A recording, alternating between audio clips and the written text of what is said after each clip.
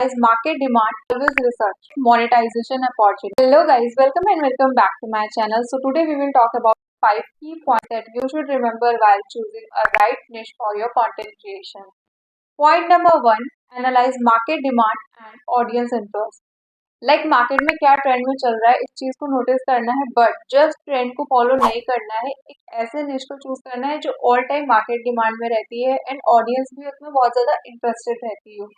Now the question arise that why it matters, like why we need to analyze market demand and audience interest, because a niche with no demand will struggle to grow in the market. So I want to suggest that always research. मैं हमेशा बोलती हूँ कि research करो, because research करना बहुत ज़्यादा important है।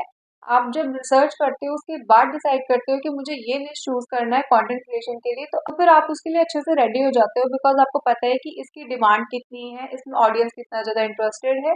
So always research and then choose what is the perfect niche for your content creation. Let's come to the point number 2. Evaluate monetization opportunities. Like we all know that बहुत सारे ऐसे content होते हैं जिनमें monetization opportunities बहुत ज़्यादा होती है, जिनमें एड्स, ब्रांड्स, कोलैबोरेशन बहुत ज़्यादा मिलते हैं। बट कुछ इस टाइप के कंटेंट होते हैं जिनमें ब्रांड कोलैबोरेशन एंड एड्स के चांसेस बहुत ज़्यादा कम होते हैं, बट जो थोड़े बहुत चांसेस भी होते हैं ना, वो भी काफ़ी ज़्यादा प्रॉफिटेबल होते हैं। मतलब कि वो कंटेंट पे डिसाइड करता है कि वो किस टाइप का कंटेंट है और उनमें कितने ज़्यादा मोनेटाइजेशन अपॉर्चुनिटीज है। तो इस चीज़ को ना आपको खुद बैलेंस करना होता है कि किस टाइप के निश में किस टाइप की अपॉर्चुनिटीज अवेलेबल है। तो I want to give 2 tips in this. Like number 1, आपको ऐसा निश चूज करना है जिसका जो सीपीएम रेट है वो काफ़ी ज़्यादा हो, काफ़ी ज़्यादा प्रॉफिटेबल हो एंड उस निश में एफिलिएट मार्केटिंग के चांसेस बहुत ज़्यादा हो। Okay, so now it's turn to talk about point number 3, which is stay flexible and open to experimentation. Like आपको ना एक्सपेरिमेंट करते रहना है, मतलब कि एक ही निश पे आपने एक निश चूज तो कर लिया है, बट उस पे ना बिल्कुल स्टक नहीं हो जाना है कि ना अब यार इससे रिलेटेड कंटेंट नहीं मिल रहा है तो मैं क्या कंटेंट क्रिएट करूँ। आपकी जो कंसिस्टेंसी है वो ही खराब होने लगे कि यार मुझे कंटेंट समझ ही नहीं आ रहा, मैं क्या बनाऊँ। तो अपने कंटेंट के साथ आपको थोड़ा बहुत एक्सपेरिमेंट करना होगा, लाइक यूनिकनेस। आपकी जो आपका यूनिक पॉइंट ऑफ व्यू है ना, आपको उसको रखना होगा ऑडियंस के सामने, तभी व्यूअर्स आपके साथ कनेक्ट हो सकते हैं अच्छे से। बिकॉज जब हम कॉपी पेस्ट कर लेते हैं किसी भी कंटेंट को, तो लोग हमसे उतने अच्छे से कनेक्ट नहीं हो पाते, बिकॉज वो ऑलरेडी वो कंटेंट देख चुके हैं।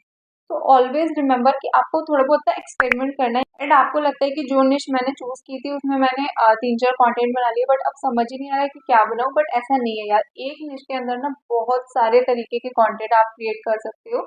तो जस्ट आपको थोड़ी बहुत रिसर्च करनी होती है एंड ट्रेंड को देखना होता है कि ट्रेंड के साथ साथ मैं अपने निश को कैसे फॉलो कर सकता हूँ और एक अच्छा कंटेंट क्रिएट कर सकता हूँ। अगर आपको लॉन्ग टाइम तक अपने ऑडियंस के साथ कनेक्ट रहना है तो आपको थोड़ा सा डिफरेंट कंटेंट क्रिएट करना पड़ेगा।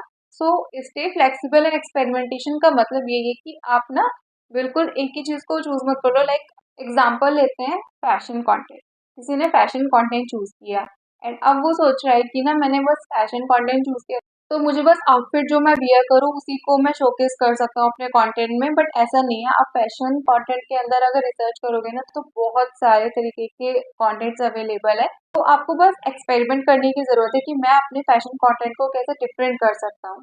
फैशन के अंदर बहुत सारी ऐसी चीजें हैं जिनके बारे में आप गाइड कर सकते हो लोगों को। तो आपको जस्ट रिसर्च करना होता है कि इस कंटेंट के अंदर कितने सारे अपॉर्चुनिटीज अवेलेबल है। And what is the meaning of stay flexible and experimentation, because understanding the audience is very important. कि ऑडियंस की प्रेफरेंस क्या है, मतलब वो क्या प्रेफर करते हैं देखना, उनको क्या चीज़ पसंद है। बिकॉज जो मार्केट डिमांड है वो चेंज होती रहती है, लोग ना सेम कंटेंट से बोर होने लगते हैं, तो मार्केट में कई सारे ट्रेंड आते हैं उस कंटेंट को थोड़ा सा चेंज करने के लिए। तो हमेशा अपने कंटेंट के साथ एक्सपेरिमेंट करते रहना पड़ेगा। And here is the point number 4, analyse competition. Because competition को एनालाइज करना बहुत इंपॉर्टेंट है कि क्या चल रहा है मार्केट में एग्जैक्टली। लाइक जो कंटेंट ना मार्केट में बहुत ज़्यादा अवेलेबल है, यानी कि उसको बनाने वाले जो क्रिएटर्स है ना वो बहुत ज़्यादा है और बहुत ज़्यादा कंटेंट अवेलेबल हो चुका है सोशल मीडिया पे, तो उस चीज़ पे कंटेंट बना के ज़्यादा बेनिफिट नहीं होगा, बिकॉज जो आपका कंटेंट है जल्दी स्टैंड आउट नहीं कर पाएगा मार्केट के अंदर। सो अगर आपको मार्केट के अंदर अपने कंटेंट को स्टैंड आउट कराना है तो आपको ऐसा निश चूज करना होगा जिसकी जो मार्केट डिमांड है वो तो हाई हो, बट उसको बनाने वाले जो कंटेंट क्रिएटर्स है ना वो काफ़ी ज़्यादा कम हो। सो अगर आपके पास 4 से 5 निश हैं जिसको आपने चूज किया है, तो उसके बारे में आप पहले रिसर्च करो कि इसके लिए ना कितने सारे कंटेंट अवेलेबल है मार्केट में, या फिर जो कंटेंट क्रिएटर्स है वो काफी ज्यादा लिमिटेड है इस निश के अंदर, तो आप उसे चूज कर सकते हो अपने लिए। तो आप इस तरीके से कंपटीशन को एनालाइज करके अपनी निश को डिसाइड कर सकते हो एंड अच्छे से मार्केट में स्टैंड आउट कर सकते हो। Okay, so let's come to the point number 5 which is our last point, follow your passion and expertise. अब आप ना बहुत ज़्यादा कंफ्यूज हो जाओगे कि पिछले जो हमने 4 पॉइंट्स पढ़े उनके अकॉर्डिंग अगर हमारा पैशन जो है वो फॉलो नहीं कर पाया उन 4 पॉइंट्स को, तो हम कैसे अपना निश डिसाइड करें। लाइक जो हमारा पैशन है उससे रिलेटेड ना कंटेंट क्रिएटर्स बहुत ज़्यादा अवेलेबल है, या फिर जो हमारा पैशन है अगर हम उसमें अपना कंटेंट क्रिएट करते हैं तो उसमें मोनेटाइजेशन अपॉर्चुनिटीज बहुत ज़्यादा कम हो सकती हैं, या फिर ऑडियंस जो है वो काफ़ी ज़्यादा कम इंटरेस्टेड हो उसके अंदर एंड जो मार्केट डिमांड है वो भी उससे मैच ना कर रही हो।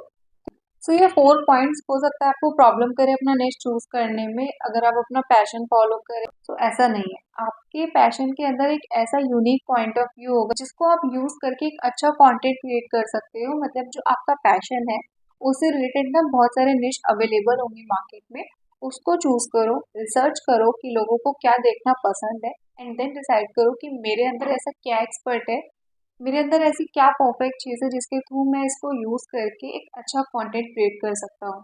सो yeah these 5 points are very important while you are going to choosing a right niche for your content. Let's quickly recap the key points. Number 1, always research market demand and analyze audience interest. Number 2, consider monetization opportunities. Number 3, stay flexible and experimentation. Number 4, analyze competitors. And number 5, follow your passion and expertise.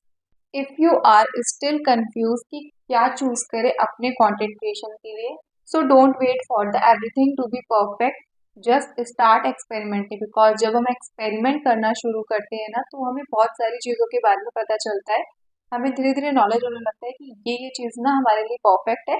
हम क्या करते हैं, इसी से related videos बनाते हैं या फिर कंटेंट क्रिएट करते हैं, तो इससे ना आपको काफ़ी ज़्यादा हेल्प मिलती है। तो अगर आपको अभी भी समझ नहीं आ रहा है कि मैं ऐसा क्या चूज़ करूँ अपने लिए, तो आपके पास जो भी 4-5 ऑप्शंस अवेलेबल हो उनको स्टार्ट करो एक्सपेरिमेंट करना एंड देन एनालाइज करो कि जो ऑडियंस है वो सबसे ज़्यादा किस में इंटरेस्टेड है। Because my favourite thing is research. मैं हमेशा रिसर्च करती हूँ किसी भी चीज़ को फॉलो करने से पहले कि इसकी मार्केट डिमांड कैसी है, इसके थ्रू मुझे क्या बेनिफिट्स होंगे या फिर इसके थ्रू मुझे क्या एडवांटेज होंगे एंड डिसएडवांटेज होंगे। सो research is very important. Okay, at last, don't forget to share your thoughts in the comments below. Like which niche would you choose for yourself?